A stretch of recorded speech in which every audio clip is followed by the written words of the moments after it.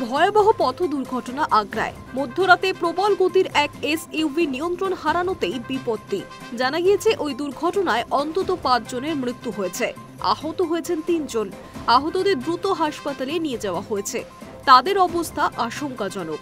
কিভাবে ঘটল এই দুর্ঘটনা? এক প্রত্যক্ষদর্শী জানাচ্ছেন, তিনি একটি দোকানের সামনে ছিলেন যখন এই দুর্ঘটনাটি ঘটে।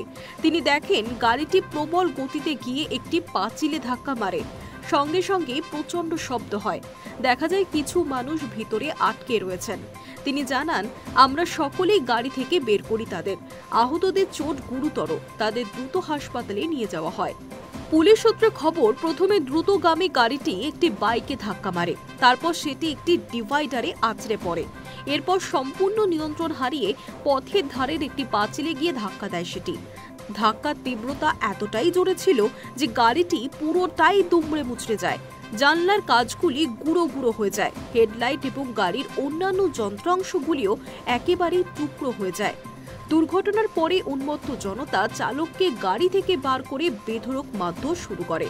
পরে পুলিশ ঘটনাস্থলে পৌঁছলে তাকে উদ্ধার করা হয়।